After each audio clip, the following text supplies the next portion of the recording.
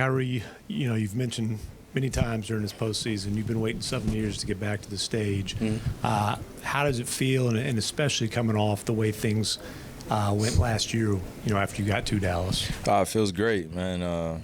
Definitely don't take this moment for granted because of how hard we had to work to get here, and we had to earn our spot into the NBA Finals. And we had to go against some great opponents, OKC, Clippers, Wolves, and I feel like they got us better as a team. They really challenged us on the defensive end, made us focus in, and I thanked every single one of them, like I did the previous 2 series, for making me better. And it has been 7 long years, but it's also felt like the right amount of time, in order to reward myself, be in the locker room with my teammates and enjoying it. A long time coming, so we are going to enjoy this, but we obviously know this is just a pit stop in the journey, and we got to get ready for that court turning gold, as I like to say. The shoes turn gold, the jerseys turn gold, and as a kid, that's what you dream of, getting to is the finals and being able to play against the best of the best with the whole world watching. And tonight, Luke obviously comes out and he's hitting shots, he's sneering at the crowd. It's kind of the full Luka experience to start things off. What's your feeling when you see him in that mode to open the game? Man, I was enjoying it just like everyone else was. He had 20 points, I think, in like 6 minutes or 7 minutes, and you're just watching a special performance take place. But, as a teammate, you just want to continue to do the little things to bring the lead a little bit further along and just continue to play well. We were happy where we were, but we weren't satisfied because we knew it was a long game. But when Luka starts off the game like that, we're a tough team to beat. So, kudos to him having a great series, a great playoff run in general, but just leading us that way and being able to kind of ease the tension a little bit and the emotions, starting off the game. You see our guy, Luka, scoring 20 like that, it eases everybody's pressure a little bit. What was going through your mind? Get 0, you guys have the ceremony, you're walking into the locker room with the trophy. What's kind of racing through your mind at that time?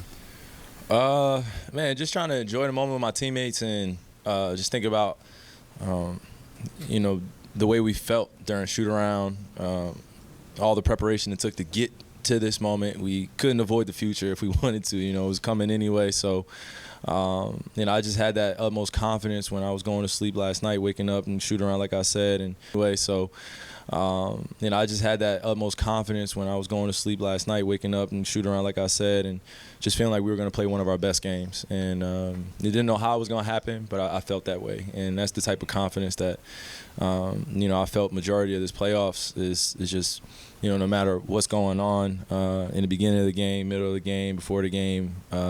Our words of affirmation and positivity go a long way, and just making sure we settle the group, get ready. For someone who got here early in his career, then had an absence, and then got back to it, where's your appreciation level for? I had 3 years of losing. Yeah, I had 3 years of losing in Cleveland, as people like to remind me of, where I did nothing without certain guys on the team. So, I like to relish in those challenges because when you are a young player, you do take it for granted to a certain degree.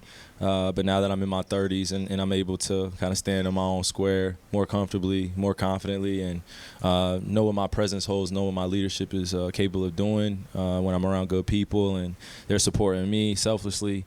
You just look back at all the failures, just on the other side of success. So just continue to chop wood, carry water, stay poised, make sure that we keep the main thing, and acknowledge how far we've grown and how long it took to get to this moment. So I try to quantify the last 7 years, but it's really been my whole entire career. This is a long career, and I like to look at that way. It's a journey. So grateful to be here with my teammates, though, and our staff, and everybody doing the little things for us to stay prepared and, just give us that good energy, man. I felt it all around us tonight. Kyrie, to that point, as this team came together and kept getting better, your teammates, your coaches, they talked a lot about the impact you have off the court and your leadership style and your voice. And really, your story feels like it's changing a bit right now. And on the one hand, I know you've always tried to block that out, but what does it mean to have some of that energy starting to get recognized out in this space? What do you mean? The way you interact with your teammates, the way you lift the guys up, and coming off a couple of years of a lot of negativity and having the energy. Just in the public. Brooklyn, Boston, you're going to see your own team now. The mood has changed.